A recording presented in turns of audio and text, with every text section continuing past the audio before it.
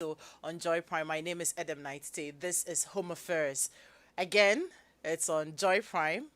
We're live on Joy FM if you're listening to us, and then across all our social media handles at Joy997. You can also catch us on YouTube. Well, this morning, like we always do, we have very, very interesting family conversations, and I am particularly very excited about this conversation because I have some, boxes to tick as well. Um, if you haven't seen our artworks, you're not very sure what we are talking about this morning. We're simply having a conversation from fathers to daughters. So I have fathers who have daughters, okay?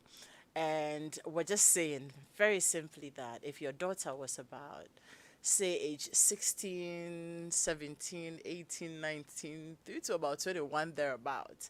And then, yeah, at that time, they have come of age somehow. And they start finding being in a relationship or having a boyfriend of some sort very exciting. And they want to have conversations about it. What would you be telling them? What sort of guidance would fathers be providing, for their daughters? And that is the basis of the conversation. I remember when I shared the artwork around yesterday, too many comments, like, from friends I know who have daughters too. And everybody is like, we're going to be tuning in and listening. And let me just say that, unfortunately for our Joy Prime audiences, by 7:30 we will leave you. But on Joy FM today, we're going up until 8. So we are able to activate our phone lines, hear from you, and then make it a lot more interactive.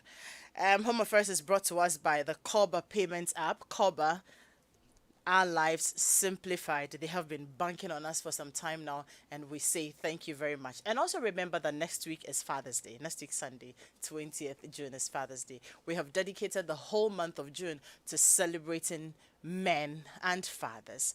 Hopefully, we will have a very beautiful celebration in the studio next week, and then we will continue with men's health. Every year we do that. For about 2 weeks, we're going to be talking about men's health. They always put it on the back burner, but it's very important that we keep reminding them that we need them to be healthy, we need them to be strong so they can continue to be the men in our lives. Let me introduce my guest to you this morning, Nathaniel Atto. Good morning. Good morning. You have been pushing being on Home Affairs away for God knows how long. Today you are here. Welcome. Happy to have you. Yeah, I won't forgive you for getting me out of my bed. This early. Yeah. Great. And PG, you are used to this. And you said you haven't been to the studio? No, That's strange. We commissioned the studio in November. no, I haven't been here since November last year. I see. So all the time we have conversations with you, it's It's been on on Zoom. Zoom. I see. Today you are here. Good morning know. and welcome. Thank you. And for I the see you, beautiful Bra studio. Kofi. Kofi Oshodaku. I see you. Good morning. I love your glittering studio. What did you say again? I love your glittering studio. It's Yeah, nice. but you have Yeah, to. you're supposed to be here, Kofi, You man. are You're supposed to be here. Pardon me. Okay, so Kofi is home. He is joining us on Zoom. That's Kofi Ochedako, KOD. I mean, he's the creative president of 1957, right? Yes, that's right. I got that right. PG is an insurance expert and a relationship coach. And Nathaniel Atto loves sports. He is Joy Sports editor here with us. Okay, so we get into the conversation real quick. My name is Edem Knight T, and I don't know how come I feel a bit nervous on my own show today because of the conversation. Like I said, I have a lot of stuff, Okay. on my mind, so we will get into it. Okay. Now, my very first question, or what I've been thinking about, is to find out. There's this assertion, right, that if your daughter doesn't aspire or desire to have a man like you, then you haven't particularly been a good father.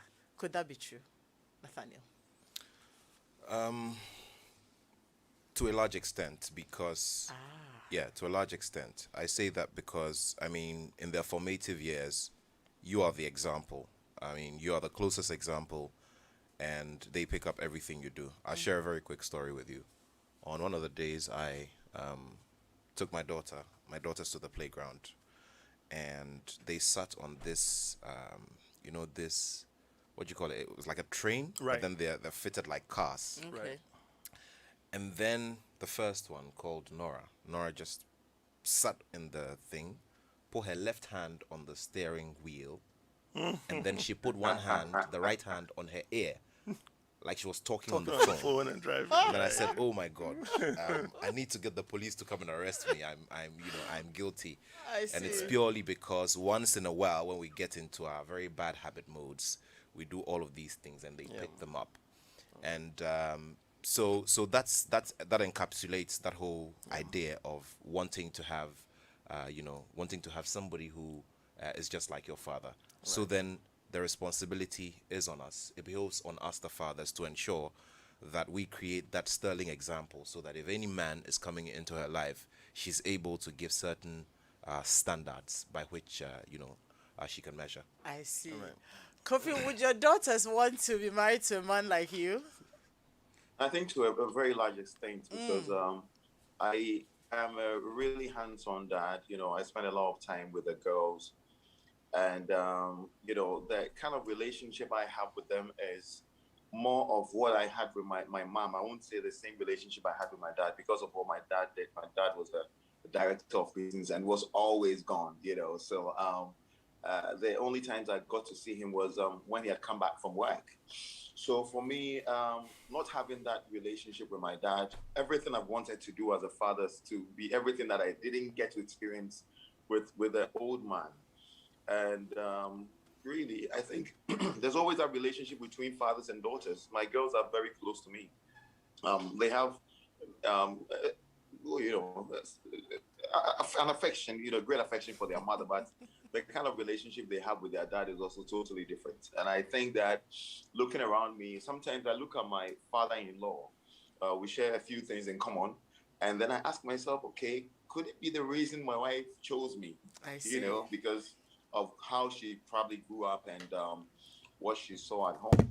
So I think that as fathers, we are the first example, for our daughters, and the first people they get to experience as men. So we ought to be the right people that they look up to in terms of who they would want to eventually settle with.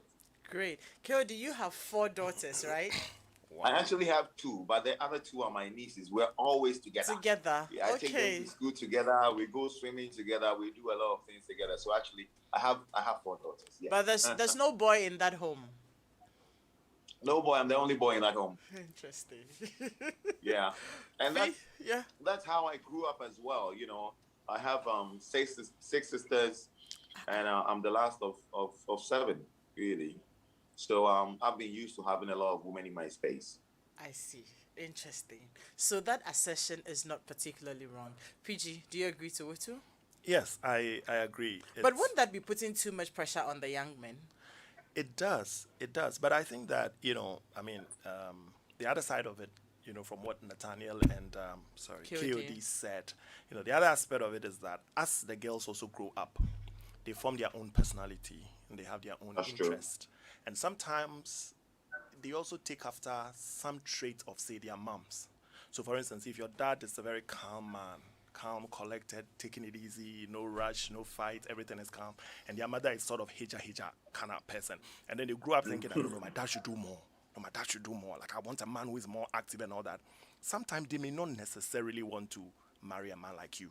Not necessarily because you're a bad man. Okay. They just want some form of action because they identify better with their moms. You understand? So then sometimes they want a man who could do more. And some of the times they look at their dad and look at some of the opportunities that the man missed by just being sweet or just being too hard and then all that. And you're like, no, I don't want a man like my dad who missed all these opportunities because he always gave it to God. He was always gentle. He was always sweet, always trying to be political. So sometimes they want a different man, not necessarily because the dad is a bad man, but they want more action. Or probably life put them in a place where they realize that this characteristic of my dad may not take me to the next level.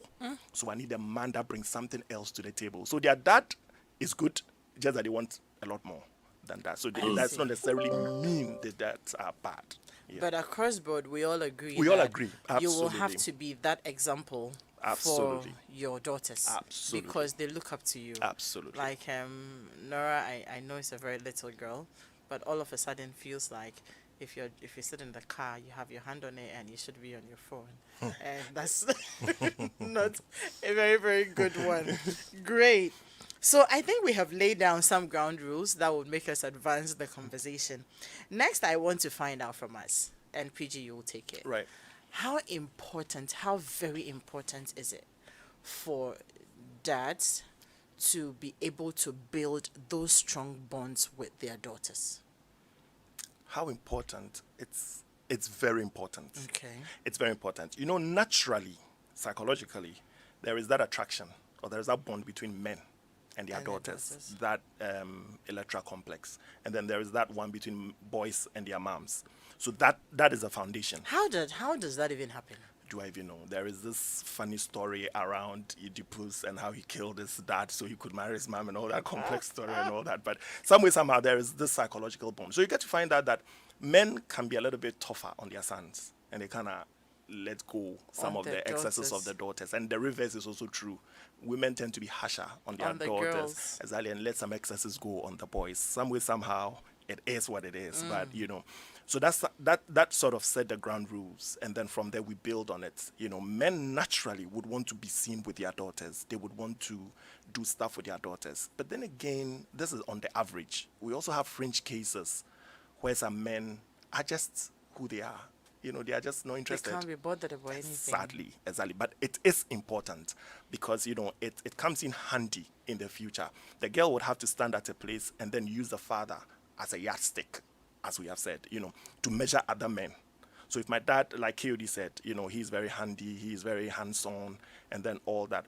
If this girl finally is of age and is looking forward to settling with a man, clearly he's not going to look out for a very lazy man, a guy who can't tell his left from his right to save his life, a guy who can't fix a ball, a guy who, when the gas is finished, is expecting his wife to go buy it because she grew up seeing dad do it.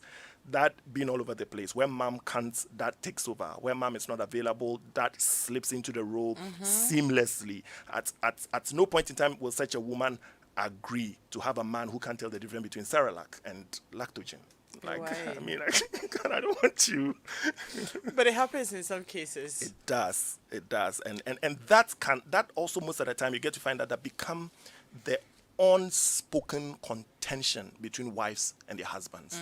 Because the lady subtly and covertly is measuring the husband with the father or using the father and the brothers as a yardstick to measure the husband. So she's looking at all the incompetencies. I use the word incompetency in, you know, inverted commas. All the incompetence on the inabilities on the side, on the part of the husband, as opposed to where she is coming from and what she's seen men do or what men are able to do. And then, you know, it kind of throws them off course and it can lead to a lot of conflict at home. Great. Kayode, I'll come to you now. I know one of your daughters turned 14 recently, right? Wow. Well, the big one, cousin, is turning 14 in I think a week. Okay. But Mohima, the first one turned 12. I think 12 months ago. Okay, Yeah. so 12, 14. Now at age 10, even at age 8, 9, puberty begins for some girls at that age. Oh yeah. So they begin Yeah. to ask very interesting questions. I want to believe that we all agree that it's very important to build those bonds. I mean, you may want to Yeah, it throw is. in a few words, but It is. for you, I'd like to find out. And let me tell you this before you even ask the question. Yes. It happened just about 2 months ago. You know, she menstruated for the first time 2 months ago, and she told me before telling her mom. Oh, that's interesting. And I was like, no, you're not supposed to be. Please tell your mother. 'Cause I Did didn't you even know what how to go do, about it. You know, we've had that kind of conversation, but for once I was lost, you know, when it really happened. And I was a bit uncomfortable for once. I think because I thought maybe, well, I'm that close to them, but this conversation should probably be with mother, you know. So come on, I dragged her in, and then You sent her had over that to mommy. conversation. I And see. you know, talked about the way forward. I had to sit in that conversation, but I didn't utter a word. Oh, wow. Yeah, Great. yeah, I'm happy we're yeah. there. Because I Because, think as a father, I was quite taken aback, also knowing that, hey, she's actually grown now. You know, she's at that point that my little baby that I carried around is no longer a baby. yeah. And that pushes me into the question I want to ask you. So, at that point that you realize that, okay, this girl is no longer a baby and she's growing into a woman, like, yeah, she is a young woman already. Yes, she And is. definitely, you will have a lot of, thoughts going on. When you think about the fact that, okay, this child may walk up to me someday and say that, Daddy, I probably have a crush on somebody or I like this person, or they have actually gotten to that point where they can tell you that, Daddy, I have a boyfriend I want to bring home. When you think about it, what goes through your mind? Because I kind of feel I every man fears that. I actually fear that. And yesterday, last night, I hosted Rex Omar's daughter's wedding. And there was a question that I, asked him in private. Like, Rex, your two daughters have left home in the last 2 years. And how are you taking the departure? How did they bring the news to you? And it was like, well, I psyched myself for this a long time ago. And I think I've been in that space as well, psyching myself I see. for what's ahead. The most important thing is making sure that they are, making the right decisions. And that making that right decision also comes uh, uh, with the role you play as a father, the role you play collectively as mom and dad, the kind of conversations you have with the children, what they see around. And, the most important thing is having an attentive ear and listening to everything they tell you. Okay. It's a good guide for a father, knowing the kind of choices your daughters have the potential of making as they grow up. But it's a tough one for fathers, I can say. Knowing that my daughter's almost gone, and she's having a crash. I listen to some of their conversations sometimes. I know, and Ohima likes Akwesi. AJ. Ohima like, okay, we're getting there. But then essentially, I think the most important thing for every father or most fathers is to make sure that your daughters are making the right decision. I mean, it's inevitable. It's part of life, and it's part of growth as well. Great. We will get. Sorry, we will get there. For me, we're just warming up into the conversation. Nathaniel, does it scare you too? Because I remember Kofi, even at hold on yeah. at age 19, is it 19 or 20? When I came home to tell my father, and I was going round the issue that, oh, I think I found somebody I like. He said, I don't want to hear it. I'm not ready for you to get married. I'm like, but I didn't come to tell you that I was getting married. He says, no. He used to call me Glory. Glory. No. And I was like, okay, fine. Then I told him, okay, me, I just wanted you to know that if you don't find me at home with you, I am somewhere and you don't want to hear it. So we ended the conversation. It took him about a month. I think he processed it and then now sat me down and said, okay, um, let's talk about it. And it was a very uncomfortable moment for him, I noticed. So yes, he fears those moments. Your girls are very little now, but do you think about it? Does it scare you that one day you may have to hand them over to somebody? Um, you know, I let's quickly roll back to one day when I dropped Nora off at school, and I mean, she gets into the compound and she sees this classmate of hers. They mention each other's names and they run towards each other, give each other this very warm hug. And I'm like, hey, hey, hey, can you hold on right there? Oh Um, my god. you need to. And here I was just standing there, with this very stupefied look. I was just standing there, just watching these two kids. Obviously, a very, very innocent hug, but the way they just, mentioned each other's name. And she says, "Hey, Nora." And then look. For a moment, I was like, "Okay, take a deep breath. Oh my god. Take a Even deep at breath." that age, you And guys then have issues. another scenario where we went to the playground again, and there's this woman, with her son, and they happen to be playing around the same area, and this little boy just starts coming around my daughter, wanting to hold her hand and trying to, I mean, at a point I think he even tried to give her a peck or something. I was like, something, you need to watch it. And then the one that even got me to sit up, I was like, hey, hold on, madam, hold on. And then, oh, Ram, can you, okay, so say hi to her and then, ask her out for a drink. I'm like, hey, hold on. We haven't even crossed age 5. Are you serious? Wow. So, yeah, I think about it. I'm already thinking about what kind of young man or boy or boys my daughters are going to introduce to me. What kinds of young men will be walking into my home? What kind of depth would they have? What kind of confidence would they have? And what kind of impression will they make on me? And, I think about all of these things because I also look at myself, look at the very first day when I met my father-in-law, look at other scenarios where I've had to walk into spaces where, I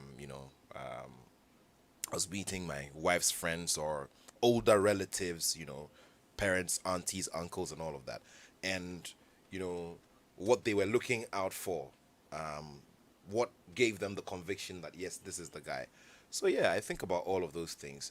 Of course, you'd get worried at a certain point because you are thinking, hey, me, I don't want any silly boy to come here and come and mess around with my children, because obviously you've invested a lot of your time, you've invested a lot of your effort and all of that. I mean, every day when I drive home, one of my best moments, no matter how bad the day has gone, I mean, you drive home and you see them in the window jumping and, running to you. I mean, in this COVID concentrated era, it's a little difficult when you've come from home and these kids are running up to you and then they also notice, hey, Daddy, where's your mask? Where's your, you need to go and get a shower first. They want to give you a warm hug and show you that they appreciate and love you.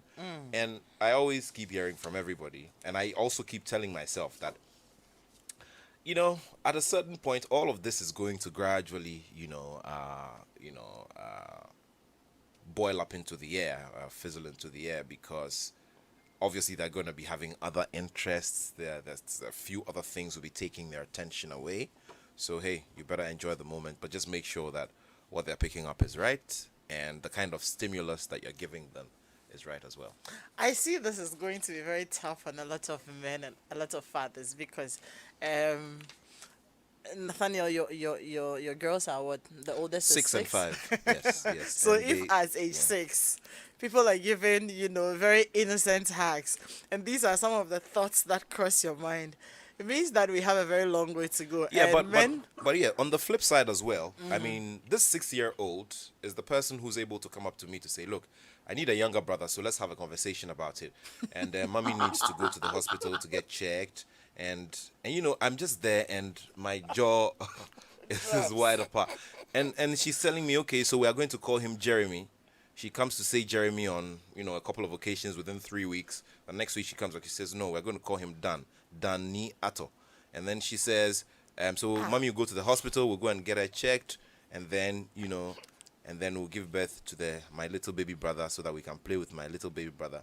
And then I try to distract them a little bit and tell them, oh, but you have Kofi Prempe, my sister's little boy. You have, yes, but I need a little brother. So we have to sit down and discuss it. I'm like, hey, since when did we start discussing, sitting and discussing all of these things, So, yeah, I mean, while you think they are little kids, the babies that you carried. I mean, I've been there. I was there when both my daughters were delivered. Is a thing I'm very passionate about. Right. So I don't go anywhere. I'm right there. So you're seeing this, just like Kofi was saying. I mean, you're seeing this little girl who, I mean, from the day she popped out, all the way through to, when the nurses were getting her ready to put her in the little blanket and all of that. And then now she's sitting here telling you about let's have a conversation about what name you should give to your next child. Can you imagine? Yeah, you're planning your life for you and all of that. Interesting. So yeah, I think that it won't be easier, especially so if you build the bond like you guys are doing with your daughter. So it really won't get easy. PJ, I know you would want to have a bite at the question, but right after that, I want to know what really brings about these thoughts and concerns. Why should you be concerned at all? I mean, yeah, you have grown up, you're married, you have your family. They would grow up and marry and have their families too. So life goes on. But why should we actually, or why should you men actually sit down to wonder about these things? What's the big deal? Well, Isn't it just part of life? well, it's part of life, but I mean, we form bonds with humans and with things, and I mean, people struggle to even let go of their cars. As material as it is, people struggle to change locations. People struggle to change some clothes, some hairstyle.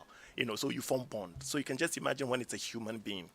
Now, this is somebody who you have seen, like Nat said, like Kofi has said. You've watched them grow up. I mean, I was there, and I remember the. How old is Brooke? Brooke turned 4, and a day before her birthday, she just walks to me, "Daddy, so tomorrow is my birthday, right?" And I said, "Yes." And she was like, "Well, so I'm going to have a makeup and take a lot of pictures, right?" Uh-oh. No, I kid you not. I kid you not. So that day, we had to take her to the photo studio. When we got there, they said it was lights off. They didn't have a gen set. So we ordered for them to come home. I mean, we placed an order for them to come home and come and do it. The guys delayed. I had some sections, so I had to cancel it. So eventually, I had to do the shoot myself. I have all the pictures on my phone. 4 years. Yes, she requested for it. She requested. She wanted makeup. This was a girl who was, when she was like 2 years, her mother was bathing her, and she had to prompt her mother to concentrate on my hands. Yes. I mean, we've been told that her vocabulary is like way above her age. So she's that type of girl. You can't gossip around her. Wow. So we can't have adult conversations when she's around. No, we can't, because you can't say it in fancy. She's now deliberately learning the fancy language. So every evening from like 6 o'clock, she doesn't speak English. Deliberately speaking fancy. When I call, "Hey Brooke, how are you?" "Oh, Dada so what's it then?" Another dot's then. Yes, yes. So now you can't gossip in fancy, you can gossip in English. So we have to speak in typical Takrade terms. Anyway, so yes, it's a little bit scary with Brooke. I mean, the kind of conversations she can have with you in a kind of sense, like you know the way you speak with kids, and you have to speak in kids English just to make it very easy for them to grasp. Yeah. No, that's not You like just that. have to go. No, just flow. So yeah, it's a little bit scary for her. It's a little bit scary for her. Like, she knows what she wants and she goes for it. Like, she doesn't ask permission to choose her own clothes. She doesn't ask permission to choose her own shoes. "No, I don't want this. No, if you're putting this on me, then I'm not going out." Yeah, she's a strong, assertive person. So it's a little bit scared. Anyway, so that bond is there. And, also all these conversations, somebody that when the two of us are alone in the room, you don't feel like you are alone or you are with a child. You understand, like, you have a conversation and you are not bored, and then all that. And I always say that, I mean, I remember when Reese was born. Reese is the first born. That's a boy. When he was born, because of that bond between the boys and their mothers, I wasn't getting that. And I was very upset. Because whenever they came to town, I want to be close to my son and everything. And immediately you touch him, he start crying. Or he goes to his mom and all that. Then Brooke came. Immediately he could make me out.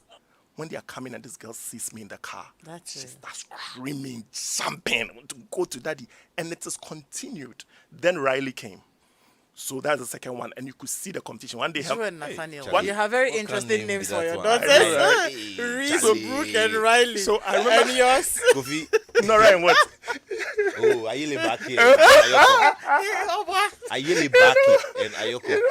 I remember Charlie there was Kofi, your man, the hard guy. The way Fancy they- boy, Fancy boy. Fancy boys. Riley. Reese and Brooke. I remember there was a day my wife had to intentionally prompt me that I should avoid making comments and pronouncement that sort of create competition between them. I didn't know. I just called Brooke. Brooke, I don't know where she learnt it from. So she calls herself Beautiful Brooke. You know that kind of thing, like Gorgeous George, this and this, that. Yeah, so she calls herself Beautiful Brooke, and she calls herself Princess. Like, I'm a princess. So if you want her to do anything, all you have to say that this is what princesses do, and she'll do it. Now, Riley's some 16 months coming on, 2. And then she's also forming that bond. So sometimes I'm caught in the middle. Brooke is talking to you, fixated on you, and Riley's trying to get your attention. And you have to disengage and go here. And it's a very difficult position to be. I see. And so you can just imagine watching this, having this, and they growing up. And then now, all of a sudden, you just have to let them go. And of course, it's not like you are letting them go, Keke. You know what will happen to them when they go. you think of all of that, you're like, oh my Charlie, gosh, Charlie, these guys are gonna go like this. Are you guys serious? So, yeah. Oh my I'm just God. following the conversation between Nat and Kofi, and I'm like, Oh, no, you guys are dealing with a lot. it's a lot of Sorry. emotions. It's a lot of emotions, you understand? And especially when the bond is there, when they like you and you like them, and you flow with them, it's difficult. I don't know how to express it, and I don't know how to explain it. I don't even know what the psychological drivers are or what the emotional drivers are, but we just know that it exists. Like, see. prior to me having kids, I wasn't a kid person. No, I wasn't. I had a friend of mine who, as at now, still teases me from secondary school in the 90s when I go to visit her, and then her younger sister was like all over me, and I'm like, Josie, Charlie, take your sister away, take your sister away. Like, what is that? Take your sister away. I really didn't connect with kids. Then they started coming. Then I realized that even when I'm driving by the roadside and I see a child, like a 4-year-old child, trying to cross the road, I feel tormented. Like, who will leave their child to cross the road like that? Like, oh my God, like, what if something happens to them? Like that bond suddenly developed. And that affection from me towards kids suddenly came. I mean, like, previously, like a child with all the, like when they are kids, they have all the drools and everything in their bibs and You everything. can Oh stand gosh, it. man, are you serious? Now, when I'm eating, Riley's eating, I put one in her mouth, I put one in my mouth from the same spoon. Like, things that ordinarily You I wouldn't wouldn't do. do. But once the kids come in, I guess it's human. That makes us human. That makes us. But Adam, I don't know how to explain it. But I that can bond imagine. is intense. You people are going through a lot. Sorry. I'll be praying for you. I know. Yeah, and I know we haven't gotten there yet, but and I it probably will come up in the conversation. But this thing about giving your daughters confidence, and I draw it from your daughter telling herself or describing herself as the beautiful Yeah. one. I say that to them all the time. And my first daughter is somebody who's very particular about encouragement and encouragement and compliments. Okay. And so I've taken it upon myself that you started from here so that you don't let her wait to go and hear those compliments from someone else, Elsewhere. which could also start a whole new chapter. So I mean, in the mornings, especially when you want them to eat, one of the strategies that I've adopted is that you tell them how pretty they're going to look on their birthday, which is months away. So you tell them, Nora, you need to eat your food, your birthday, because their birthdays are a sacred rite, and they give you notice a year ahead of time. I mean, my first daughter was born in April, so obviously her 5th birthday, which was a major milestone, fell within the thick COVID period. And she had given me a year's notice how she wanted Uncle Shatawale to come and perform at her Angel. birthday, and the kind of cake she wanted, the colors of the cake, how she wanted to invite her friends over, and all of that. And so in the same way as well, they're expecting you to be giving them compliments. My daughter always would ask me, even though she knows that it's gone well, oh daddy, what did you say about my work? How did you find it? She comes up to me And to they ask all of speak this. that way. Yeah. What did you say about my work? And should ask you, oh, so you saw my video? You saw the video of me in school on WhatsApp, And then a very quick one. I know I'm not the one asking the question. Recently, Kofi, you missed out on the last Independence Day celebration. So our children attend the same school. Oh, right. So there was an Independence Day celebration, and they were put into groups where they had to, relive historic moments. Right. My daughter was in the Central Regional Group. Now, interestingly, I happen to be the MC, and there's a lot of parent participation. So you see a lot of parents performing, and so I was the MC for the day. Now, the show was eating into my presentation time, on television. I'm on television every day at 2 p.m., every weekday at 2 p.m. I looked at my watch and I said to myself, well, this thing has dragged beyond my, so I have to go. So it meant that I didn't see my daughter's performance. Oh, dear. So what did I do? They're still asleep by now. Okay, I can say it. So eventually I had to go. and I saw others. So I quickly asked one of the teachers to go and get her. We took some pictures and everything, and then she went to sit again with her people. Immediately I got home that evening. I said, "Whoa, Nora, that was a wonderful performance." He said, "Oh, Daddy, that's right. Come and give me a high five." I didn't see the performance. And it would have been a civil war if she had gotten to know that That you I was weren't not there. there. I mean, I said, "Look, Simone, that was and we talk about Central Region and their performance to date. Meanwhile, I don't know what their see it. intro looked like. I don't know what the main body of the thing looked like. I don't know how they exited the stage. But you need to be there, and you need to you need to keep going." Interesting. I mean, like I said, now I have very specific. We have some questions from some 15-year-olds, like teenagers. Okay. We will be sharing the questions with you so that you answer them, because those are the things they have on their minds. But just before we go into that, and I am actually going to be advocating for them. So I have series of questions I'll be asking you. Right. If your 16, 15-year-old daughter walked up to you and asked you these questions, what would you say? So we'll get into that shortly. But with all the time, the energy, everything you are investing into them, don't you sometimes feel like you just may end up being in that position where you might be thinking of choosing for them? The temptation is quite there. So for me, what I am trying to avoid, because especially looking at where I sit as a relationship coach and all that, I think I may bring too much pressure onto whoever will come into the picture. As in, because in my mind, I know where all the problems are, where all the issues are, because I've been dealing with this a long time, so it's very easy for you to begin to, punch holes. And if you're not careful, your daughters will be in their 30s. And then they'll still be with you. Exactly. So I'm trying to avoid that. And I think that what I may probably want to do rather is to create the framework for them.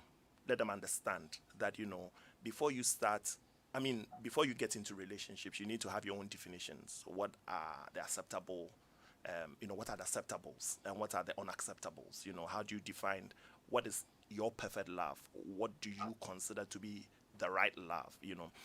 The Bible says in the book of Amos, chapter 3, verse 3, it says that can two walk except they agree? Another translation says that can two people go to the same can two people walk hand in hand? They are not going to the same place.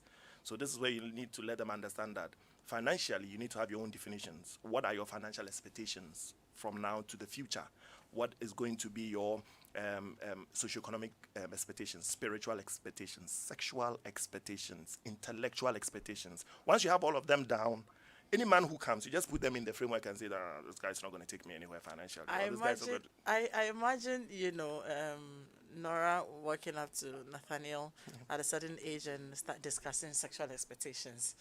As she goes. That's the thing. You need to do it, and then you leave them so that you know that so that you know that when they bring John, you know that they've already vetted John. It's not for you to get into the picture. Kofi and PG, so and I think that we always try to postpone these conversations because of the little fear, the little paranoia. Yeah. So the other day, and along the same lines, my daughter comes up to me. Okay, so the second one comes up to me, "Daddy," I said, "Hi. So you married mommy, right?" I said, "Yes, I'm married." "So you two have been kissing?" I said, "Yes." And I quickly walked away. And then another time, Nora came to me. She came up to me and said, "Look," so she starts asking questions about COVID-19 and where it came from. So she comes to me. She says, "Daddy, so where did COVID-19 come from?" I said, "It came from China." She comes back to me 3 weeks later and says, "Daddy, so how did COVID-19 get to China?" I said, "Nora, we'll talk later. Yeah, we'll talk later." But the more important point here is that one day she started this, thing about how she was made. "So, Daddy, how was it?" I said, "Oh, mommy, we went to the hospital. Mommy gave birth to you." She goes away, comes back a few days later. "So, Daddy, how was I made?" I said, "Well, okay, so," and then she came up to me another time and says, "Daddy, okay, I know, I read a lot. I read a lot of books, so I know." And then she says to me that, "Okay, so Daddy plants the seed inside mommy.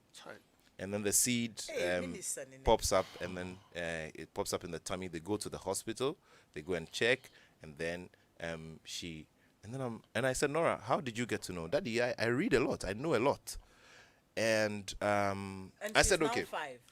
She's she's 6 six now. now. She turned 6 in Hey. April. So I said to her, okay, Nora, so there are 2 ways of giving birth, okay? There is one which comes through the vagina. Mommy will go to Oh, the you hospital. guys She have says, gone through that? I have told her You all have of that to. already. I see. No, Yeah, Adam, so you have to. so I I says, see. okay, so you give birth through the vagina, and then there's another one where your mommy's stomach has to be cut, and that is the cesarean section. If it is not possible for her to give it, so it's called cesarean section. Say cesarean section. Cesarean section. Okay. see. So we've had the conversation about how to give birth. So as I speak, what I need to do is to update her. We'll update ourselves on the conversation, and then we will go to the process of actually planting that seed. seed, Because you see, at 6, she has the idea of she has a general, general idea, idea, exactly. of how it goes. So you better start having it. I was telling you, Kofi, the other day that I told you about this. I told you this story. And, I thought this thing was coming. And I told her, Mom, we had such a good laugh. So hey, Keldy, are you there yet? I'm there. I think we actually have, similar conversations at home. We've had a conversation about the little brother. Oh, and you too? how Sarah, the little one, she believes that the older ones don't get whatever they want from me, but she always gets everything. So the older ones are eager to have a younger brother so that Sarah would lose her spots. We've had conversations about the seed thing as well, and it was very important for me to be very candid with them, even though I did it very uncomfortably. But I thought, well, it's better for them to find out the truth from us than hearing from their friends on the street. So Absolutely. that's those candid conversations are quite difficult sometimes, but very, very important for fathers and parents to have with their little ones. I see. And Adam, if I may just a little bit, what I would want to say is that it's important we have these conversations. If you don't teach them at home, somebody's going to teach them, like you said. Definitely. And they might be in class with people who are a little bit older. And then again, not everybody may come from the kind of home they are coming from. So some of them are exposed beyond their ages. Some of them have unlimited access to content on the internet. And they end up coming up with definitions, impressions and everything. So if you don't teach your child, if you don't fill your child up already, then there's a vacuum in them. Once they go to school and then they begin making very generalized and very unsubstantiated allegations or pronouncements, then somebody is about to sit them down and say that no, that's not what That's it is. not it. It is X, Y, Z. So kids, they are quite interesting.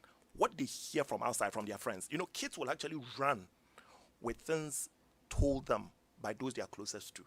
So if they have closer bonds with their teachers, they believe the word of the teacher over what you say. Oh, My yes. teacher says, or my friend says, and Nora's mother said, okay, well, I just had to use Nora. So we need to get her to sign an autograph for her. I know, right? you. So before you know, they know.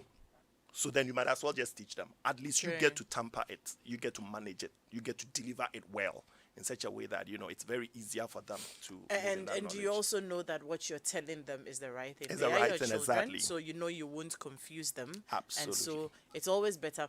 I like KOD's, candidness on this one when he Yeah. says that it's uncomfortable. That's Yeah. very true. Yeah. It's a very uncomfortable conversation to have. Sometimes you're wondering, okay, is this the right time? Can I have it some other way? Can I say it some other way? And all that. I remember the first time I told my daughters that, okay, this is called, oh God, this is like the vagina. And it became, so the person is going to use the bathroom. They go back, they go and come, and you go like, did you dab? Oh yes, mommy, yes, I dabbed my vagina. Every given point in time. Oh, my goodness. I had to think about, okay, see, you don't just go about talking about this thing like this, even though I've told you this is what it is, And so, of course, you're trying to let them know that it's part of your body. Yep. And you don't have to shy away from it, even though It's a very private part of your body. So if I'm talking about it, why should I have to shout it in mystery? And they're just, I'm like, okay, Charlie, you guys come and let's have another conversation around this and then try to let you understand that, yeah, it is, but you can't just be everywhere and just talking about, oh no, young cancer, you know. So if you have been watching and listening, this is Home Affairs. We're live on Joy 99.7 FM, also on Joy Prime, and we have been having conversations, fathers to their daughters. Now to some very specific questions that definitely will come up if they had time, if they had the opportunity to sit with you. Now they're young, you're building the bonds, and it's beautiful that you have to build those bonds so that when the time comes, they are able to come up to you to ask you those questions other than going to ask, someone else. So yes, I'm very happy that all three of you are building those very solid bonds with your children, and hopefully they won't shy away from some of the very difficult things when they come up. Daniela, do we have some of the sounds ready? Okay, let's take the first one.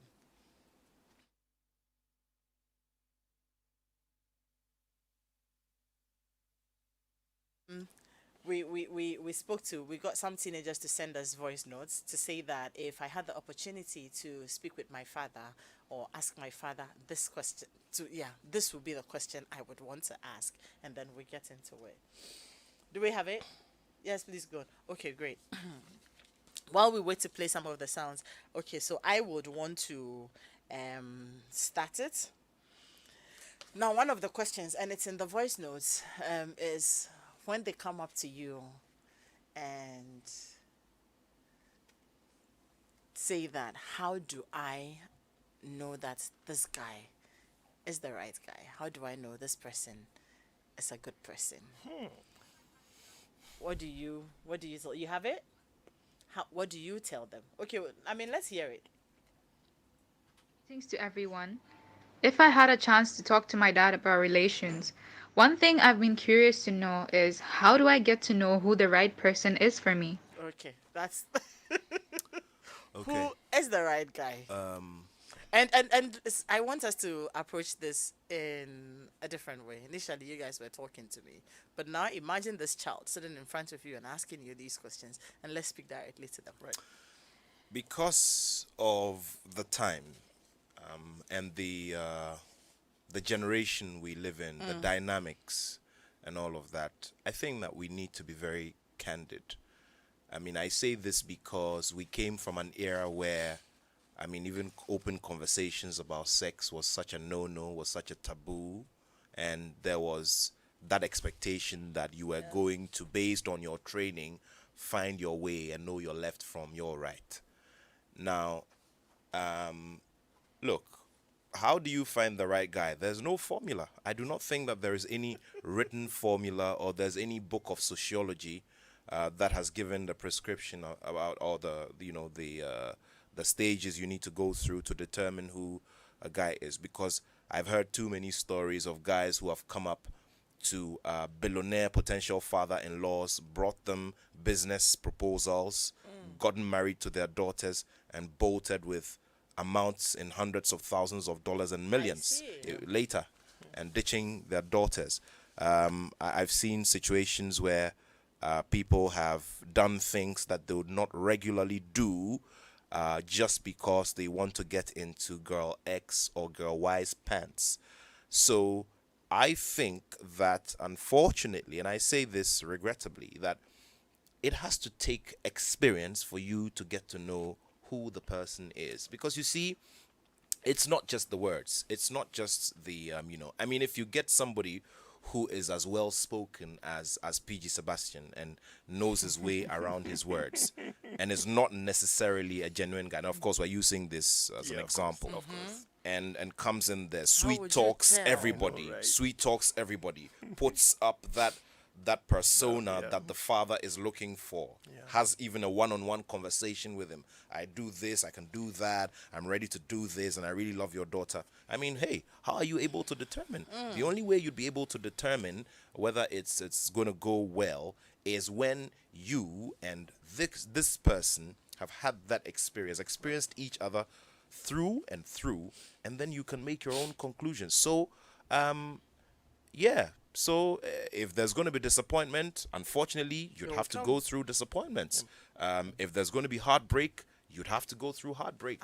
What Ah. I would want to see my daughters do is that, unfortunately, when issues or those moments of heartbreak and pain come, they have that level head, the level headedness to be able To to deal with cruise it. cruise through it. And this doesn't even necessarily just apply to the girls, the Yeah, guys applies to as the well. boys as I mean, well, I've had a very good friend of mine, a colleague journalist, who lost her brother because his girlfriend broke up with him. He hung himself. It was a story that Wow. happened in Tema some years ago. So it is a big matter of concern, and you can only hope that the experiences that they will get will go to shape the way they see this potential partner and the way they're able to assess them. Great. Before I come to you, PG, this one says, Adam, I'm loving the conversation. It's making me emotional. I am 26 years and I can count the number of times I have seen my father in my entire life. Kudos to the fathers in the studio. God bless them. This is from Justina in Koforidua. Please bring Kofi back for me because he has teenagers already. I want to find out how he would answer that question. Okay, Kofi, I see you. How would you answer it? Daddy, how do I know this guy? This guy, says he likes me. I think I like him too, but how do I know he is the right guy for me? Nathaniel said there's no written rule We are in um, trouble.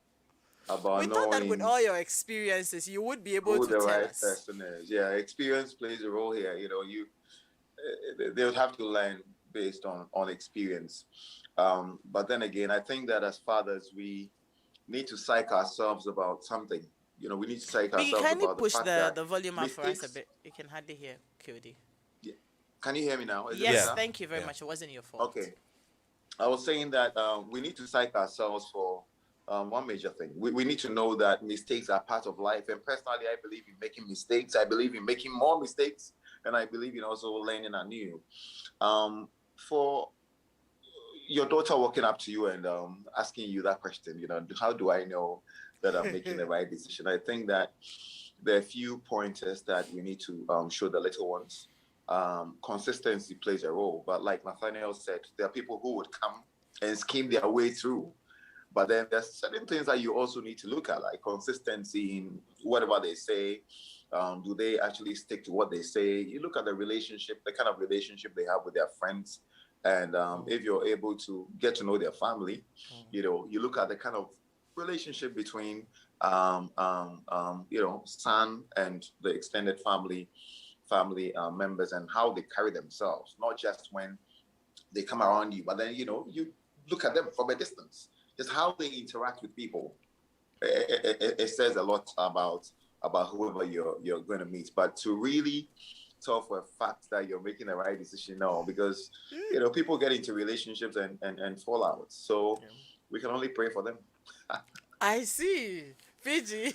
Well, I think that Nathaniel said it, and KOD also said it. Nathaniel says that allow them to. No, I think it was KOD who said allow them to make their mistakes. So I think that both of them some way somehow also drew on, Yeah.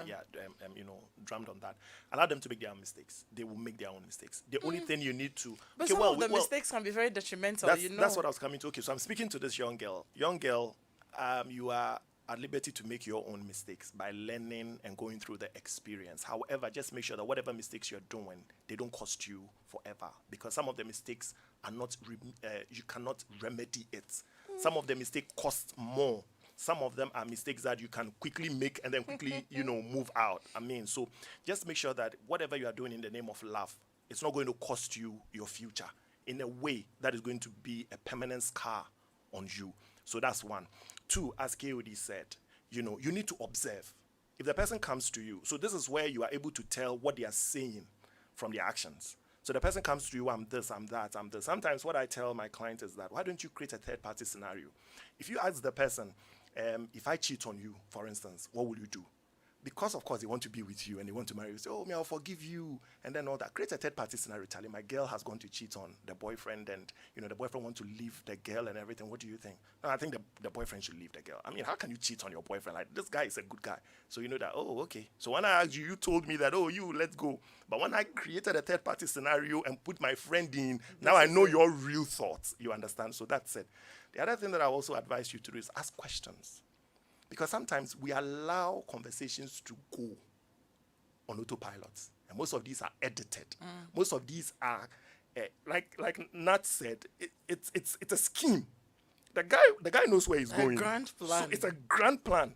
But when you begin to ask questions, so they are talking about money, begin to throw questions in. So what are your plans?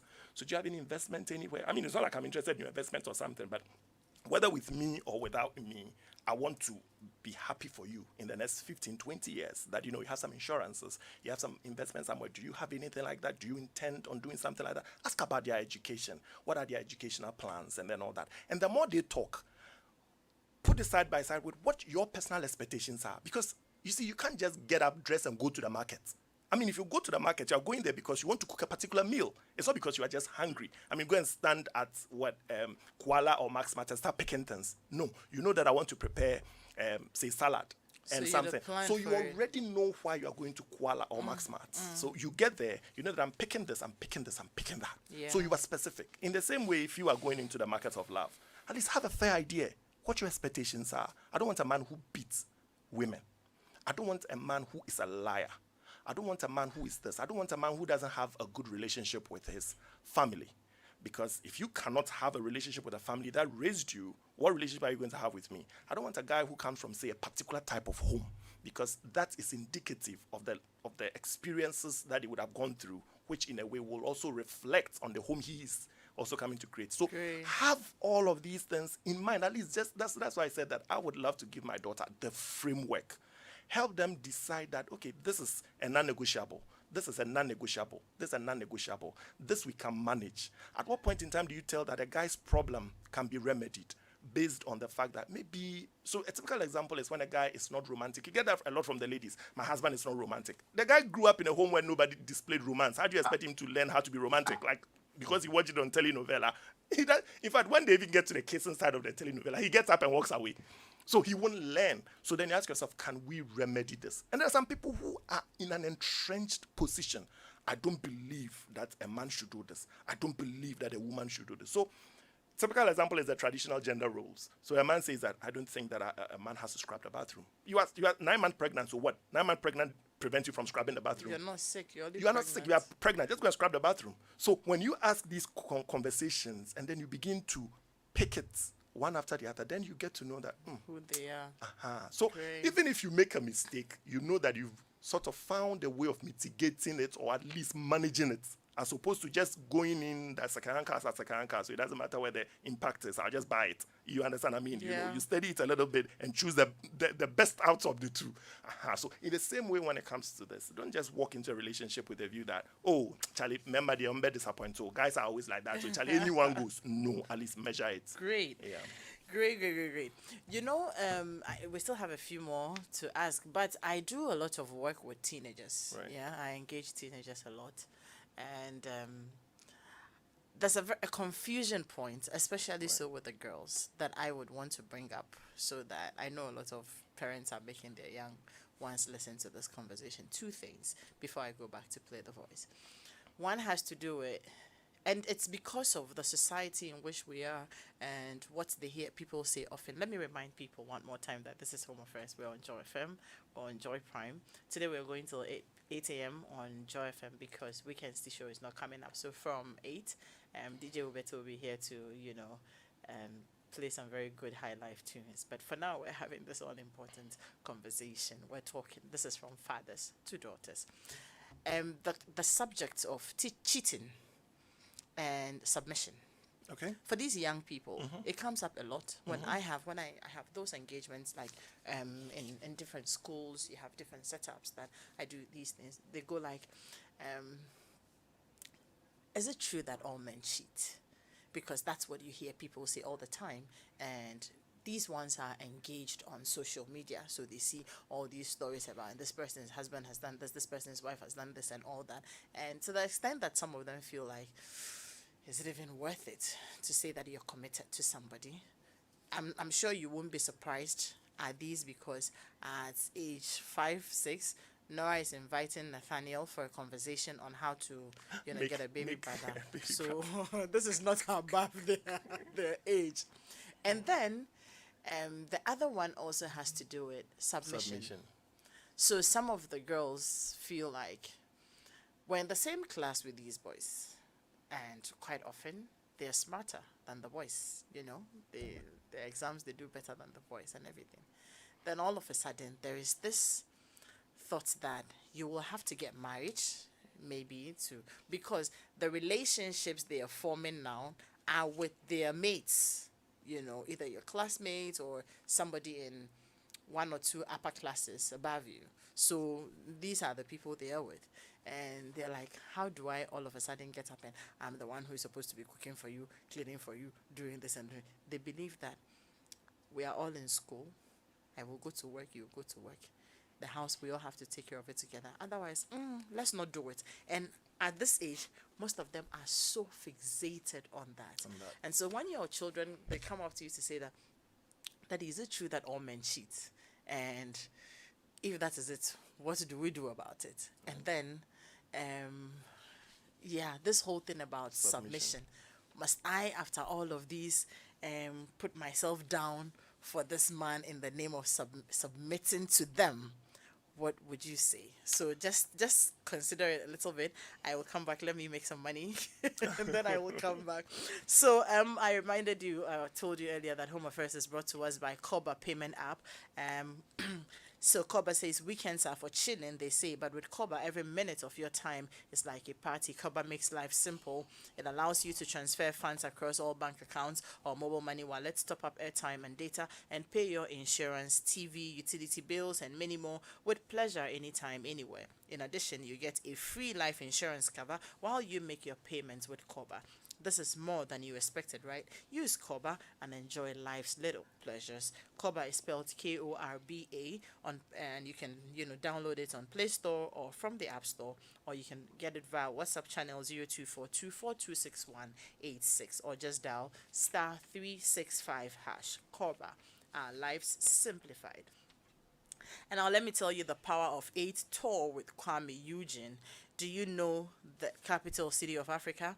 Ever wondered where coffee came from first? Well, you have the unique opportunity to join Adansi Travels to Addis Ababa and Dubai as they explore the amazing capital of Ethiopia on this powerful combo tour. Join us to create memories in Addis Ababa, taste pristine coffee, have great fun at is it Entoto Mountain, and above all, enjoy great performance from the rockstar Kwame Eugene at Dubai Desert Camp. This amazing stress-free trip is only 8,000 Ghana cedis and covers your flights on Ethiopian Airline, 4-star hotel, Dubai, visa, meals and tour, plus free COVID-19 health insurance and safety kits.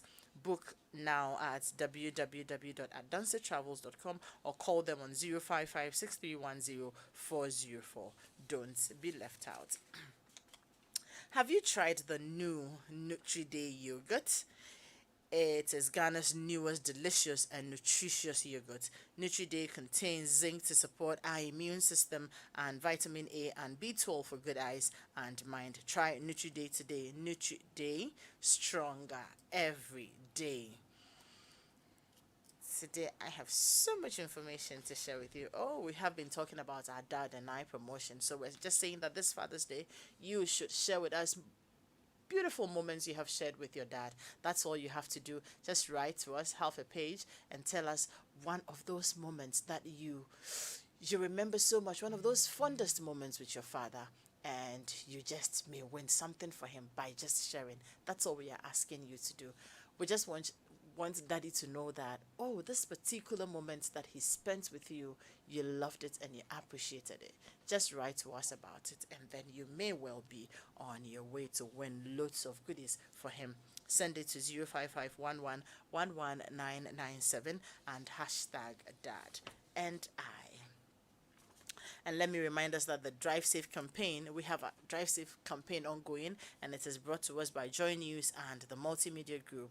And we're supported by Toyota Ghana Company Limited. Toyota, superior quality. Avoid all distractions. Keep both eyes on the road and hands on the steering wheel. Be visible. Drive with your lights on. And that's how you ensure your safe arrival. Now, let's get into it. Yeah, do all men cheat? I am like what, a 21-year-old, yeah, 21-year-old girl now asking, that is, do all men cheat? And if that is it, why should I even be thinking about getting into a relationship? Besides, I think I am a very smart girl. Pay my fees, going to school, learning, and all that. I aspire to be a medical doctor, a lawyer, or this in future. And then there's this whole thing about, okay, when you get married, you have to submit to your husband. You have to cook. You have to clean. Sometimes you have to bounce everything off him and all that. And I don't want to do that. I want the man to know that. And we're partners in this, and so I cook, you cook, I clean, you clean, I work, you work, I pay the bills, you pay the bills. And yeah, how do I get this person to understand that this is how it has to be? Okay, so this is my own personal indoctrination on this subject. When we say submission or we say respect, it Please, your shouldn't be. responses are to a very young woman, so let's Yeah, be mentioned. so it shouldn't be Who is confused? yes sir, yes sir. Okay. The proverbial yes sir. Hands behind you, very prim and proper So face, that's not what it listening means. to instructions. No, that's not what it means. It just means that in your relationship with whoever it is, there is that basic respect that you need to give because the person is a human being just like you. Once you have that thought, every other day your approach towards the person has a certain basic level of respect. Now, when they say, when they talk about submission and all of those things are biblical. I'm Christian, and I believe in. I'm very masculinist in my thinking as well. However, I'm not misogynistic. Very, very important. Now, so men are made in such a way that we need to be at the forefront of the battle. We need to lead the way. But when you're in a relationship, and that's why when people are getting married, they say, and the two shall become one. Right. So it is important that we take decisions together because it's the two of us. Because when you take a decision, it goes to affect the other one. So it's important that we take decisions together. Now, so the thing about you thinking that if you respect your partner, it's going to put you at a disadvantage, I disagree with it. I believe that there is a certain basic respect that we need to accord each other. You know the person's likes, you know the person's dislikes. So you do your best, human as you are, to ensure that you do not step outside of those boundaries that you have, and you do not go stepping on toes unnecessarily and all of that. I'm one of the people who believe very strongly that we need to support our women. And you need to drum that home when you're, but there are also things that come unconsciously. For instance, the role of the woman in handling the home and the kitchen. Me, PG, Kofi, me. You'd never catch me dead walking around, the wholesale store or the department store looking for cooking utensils. Which one is rust free and which one is? You will never catch me dead doing that. Right. Look, my parents were separated early. My dad was a very good cook. He'd like to cook. He'd like to go to the market. You see, Dr. Ato, and I don't want to do that. I don't want to go to the market.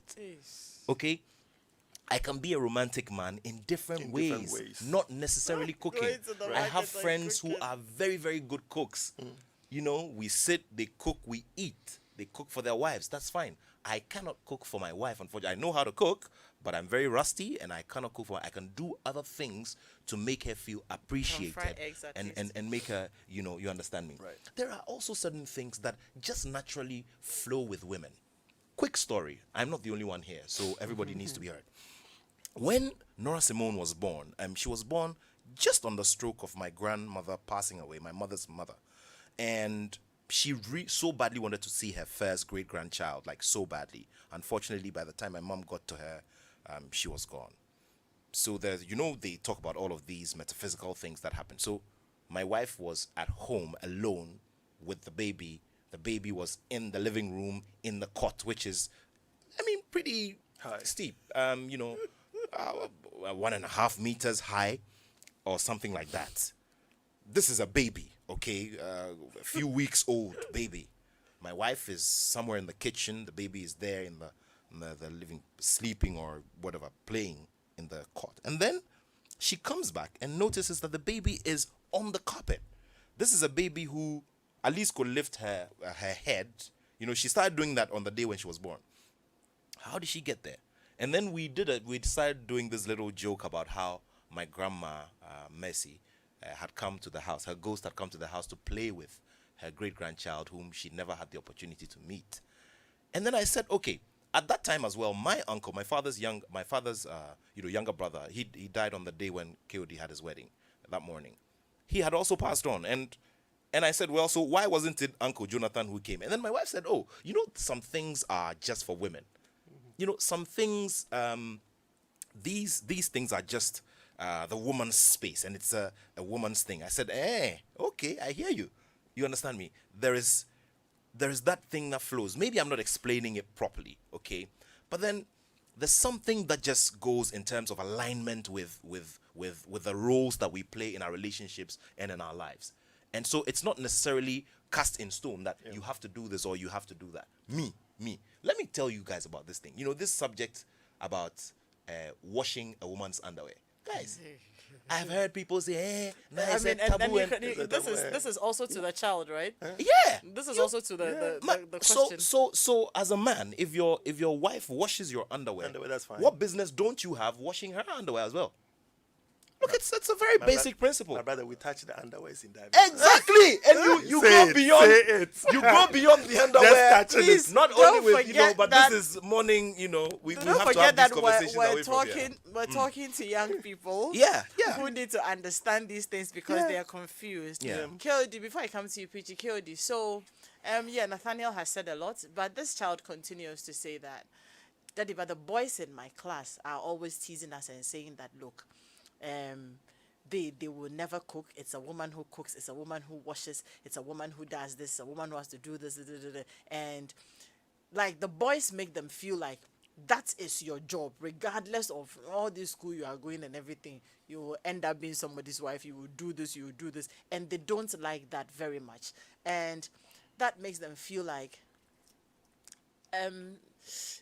so it makes them see this whole submission thing as a very subservient role. Right. What then do you tell them, considering the fact that you are a man and these boys who are talking will grow to be men too, and this thing is bothering your 12, 14, 16-year-old daughter? I think one thing that we've all said here is the fact that there should be that mutual respect in relationships. I mean, I believe that the finest ingredients of any lasting relationship are love, understanding, communication, but most essentially, basic respect. The days of saying that a woman's place is in the kitchen, that's long gone. It's long gone. And in any given relationship, I think, first of all, you're friends, so if it's just the two of you at home, probably prior to having kids, why don't you do things together? What happened to, washing the dishes, doing the dishes together? What happened to doing the laundry together? Cutting the vegetables. Like Nathaniel said, have no business in the kitchen. I think it's because of how I grew up. I had only women around me, and Charlie, they'll get everything done, and it's something that I look back with so much regret because the only thing I can prepare, and I do very often for the girls, is going to the kitchen to prepare nkatier cake. It's about the only thing I can do. Apart from that, I can't cook for them. It's one thing I'd really love to do.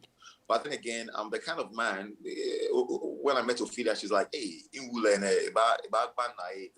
I'm the kind of man that would go into the market to buy my own utensils, something Nathaniel wouldn't do. Kofi, you're going to buy them at 3 times the cost, right? There's this, there's this thing among the market women when they see you alone and all of that. You buy it at 3 times the cost, but it's all good. It's all good. I used to go to the market and, when the women see me, they say, well, who let you buy? Yeah. I think it's because they always knew that I was going to pay maybe 3 times the amount.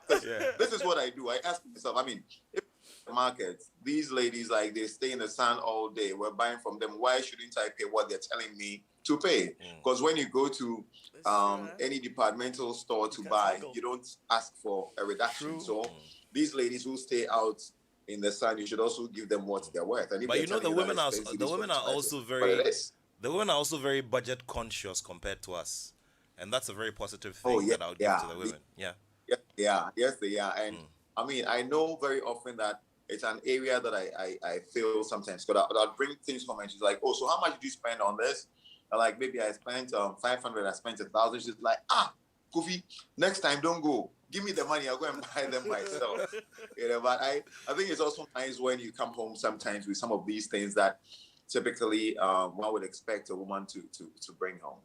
So you would actually let your daughter understand that, look, if you end up finding a man who, I mean, isn't inclined to cooking, cleaning, and all of those things, it doesn't make him a bad man. You probably should focus on all the other things that he does right, is it?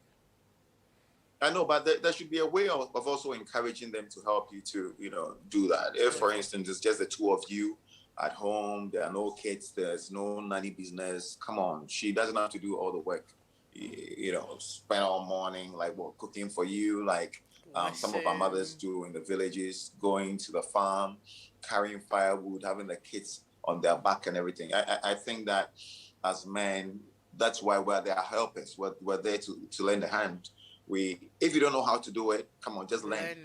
Just learn. I mean, you should not say that based on what I saw around me growing up, a man just brings the money and the woman plays all the other roles. No, you should. It's a joint venture. We do it together, like nothing, and the two shall become one. Yeah. Once and you're briefly, seen as an entity, you do things together. You don't.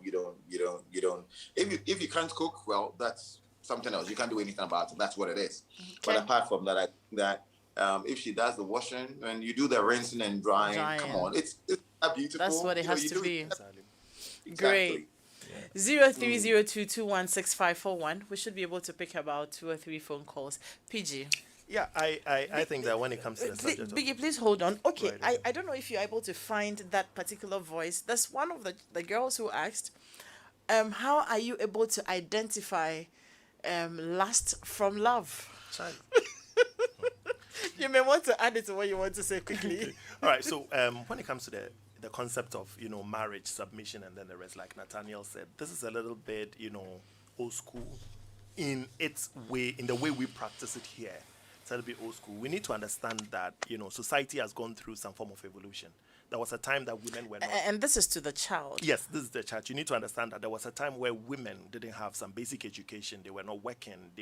Even if they were working, it was more of a very limited work, mostly things that had to do with around the farm, around the house, and then all that. So this was not like, the bigger work that men were supposed to do. Normally, you found men going to war. I mean, as at now, we have some militaries where they don't enlist women, or at least women are not given some roles in the military. They are given some certain roles. So you get to find that on different levels, women were always at the back burner or left behind. You understand? So, yes, the man was the boss. If the color is blue, it is blue. It is as the man told you. You don't have any other points of reference to say that, no, this color is not blue, it is purple. You haven't gone to school before. You don't even know the colors. If I tell you it is blue, it is blue. I work, I make the money. So if I'm giving you some form of money, it has to come with some form of respect, and you submit. When I tell you to sleep, you sleep, because I pay for the bills. Now we are in the 21st century. Beijing conference happened. Women started going to school. We have professors, Supreme Court judges. We have lawyers. We have presidents. Heck, we have global associations led by women. And we have women calling shots. I know some companies, if the woman refuses to sign the check, over 200 people will go home without salary, because the woman is a finance director or the woman is a CEO. So men who actually say that, hey, media obabi to me bumi suje, oba neutral check man, oba neutral. So when you look at it from that way, then you know that we are looking at partnership. If you leave the house and spend 1.5 hours in traffic from Adenta to High Street, and the rivers, that's 3 hours in traffic. You are doing the same, you are putting in the same hours, the man is putting the same hours. We all go to work and go and spend 10 hours or 8 hours at work. Why is it that when we come home, you think that I should be the only person in kitchen. And then you have your legs on the table chatting with some nyati girl, or you are in some old school page causing confusion. While I get to help with the children, I get to cook first. Because you have told me that fridge. So now I have to cook fresh. And then when I'm done, you won't even bath the kids. I need to bath the kids, help them with their homework, and do all of that. Then at 10 p.m., you want to jump on me. Okay, that's slavery. Exactly. So this is where partnership comes in, where while you are doing this, I'm doing this. We do this quickly. That's one thing that I have learned, that each time I help my wife, the mood in the house is lightened. Great. Because then she get to have some form of rest. There are 3 kids running wild, and we don't have a living person. The only time there is nanny is when she's not home. Bad. You understand? So, yes, so you have all of these things around, and you need to help. So for me, when it comes to the concept of submission, yes, it is fair, like my 2 brothers have said. It's just basic respect and then all that. But you see, we should be mutually submissive to each other. I submit to your thoughts, your desires, your impressions. After we've discussed it, sometimes you just need to agree to disagree. Or you just ask yourself, will somebody die if I don't compromise? If nobody's going to die, just compromise. Let's just move on. You understand? Because I think that when home is tension-free and then all that, there's a lot more we can do. But if you put me in a position where when I go out there, I'm the boss, I'm that kind of woman that everybody respects, and immediately I get to the entrance, I have to quickly, if I psychologically, it's not even possible. Because then suddenly, once I get to the gate, all of a sudden, I don't have a voice. When I talk, my husband says, and sometimes it's quite interesting that the woman who is supposed to submit is more qualified, has been trained better. But that's what home. the girls say. Yes. No, when I even say qualified, I mean just in terms of academics. And then in terms of corporates, they have a lot more clout. And in terms of even home training, they've been trained well. So on different levels, you get to find out that the woman is way Bridget, higher. let me just pick this call. Too bad, like our time is up. I didn't even realize right? that time's gone so fast. Hello, good morning. And then let me just read a few of the messages that came through before we go. Hello, good morning. Good morning. Hi, good morning. Good morning. Good morning. Yes, who am I speaking to, please? Yeah, my name is Kate. I'm calling from Lakeside. Okay, Kate, let's hear you quickly. Yes, I just wanted to contribute on the role thing at home. I would say that should come from me, the mothers. If you have a son and you start training the boy from childhood, you have to help. In my home, for instance, everybody you wash today. I have one boy, one girl. You wash today, tomorrow the next person washes. So there's nothing like it's a girl's place to be washing dishes. Great. And my husband is super. I always say if I have money, I'll pamper the mother so she passes away. My husband does everything. There's nothing like I can't cook, I can't wash, I can't scrub. As I talked to you, my washing machine is full. I wash myself. But just last week and this week, before I wake up, my husband has done the washing already. And I just dry. He's going to the park to play football. And after drying, I have other things to do. So I'd say with the road things, we the mothers, we have a lot to do on that. Yeah, and there will be future good husbands for our daughters if we wanted to work that way. All right. Yeah. Thank you very much. Too bad we have to end the conversation because there are lots of other things we need to talk about. We'll see what happens. If they're available again, we'll see what happens because then there is the subject of, the cheating. Nathaniel didn't touch on that one. There is also the issue about the love and lust. Right. Now there is the question. I mean, those questions have come up to me several times that how important is it? And these are young people, but these are the things on their minds. And the girls, must you necessarily be married before having sex? Because somebody told me that her mother told her that if you're 17 or 18, it's fine. You can actually go ahead and have sex, and it's a conversation. It's a conversation amongst them. So they come back home all the time, and things are happening. Yeah. So yes, we may have to find time to continue with the conversation. It's been awesome. Happy birthday to Mrs. Abigail Macaulay, CEO of BB's Company Limited, Gemini and Gemini Spa. Happy birthday to you. This one says, Adam, good morning. Daddy's and daughter's relationships is divinely orchestrated. I can't just do without her. It's rather unfortunate the mom has moved out with her for almost 2 years now, but I hope to have her back one day to rekindle the bond. Have a good day. This is from Nee and Someone. Do we have any more? Hey, now the way they talk fast. My husband and I were having an adult talk in Ga, and we were just laughing. The 6-year-old just turned and said in Ga, Mom and Dapa, you are funny. This is from Anita. I can just imagine my son doing that. Guys, I see you guys struggle to let your children know about sex and baby making, but it's really not a difficult thing. Adam, I hear you saying A and but we've got to tell it to them as it is, but to let them know it's for married adults only. All right, thank you. But it doesn't look like they struggle with it. Nathaniel's done a good job with it from what he tells us. Being a father and watching your daughter growing, and you remember what happened when you were their age, your feelings, your desires, dirty boys talk, masturbation. That's why we fear. We fear karma. Oh my God. But thank you all for joining us. KOD, thank you very much. Thank you, PG. Nathaniel, thank you very much. I've had to pull you guys, up this morning to have this all important conversation. We are not done. I will engage and see if we can continue, but because we are not done. But thank you very much. Up next is Weekend Show is not coming up, so DJ Obete is here to play some very good high life tunes. And then the Euros have kicked in, and so today you won't be having Sports Link after the midday news. Rather, Showbiz A to Z will come to you from 12:15 all through to 3:45. Then the sports team will take over with more games from the Euros. Nathaniel, are you going to be on TV? Well, I'll be on TV tomorrow Okay. from midday when we bring our viewers England versus Croatia.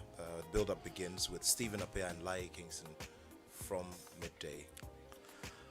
We are your home when it comes to the Euro, so stay with us. Thank you very much. My name is Adam Nightstay. And my backroom team.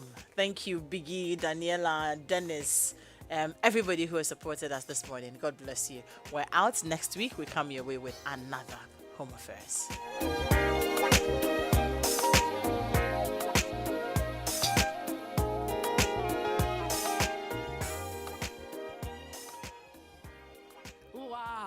Wow.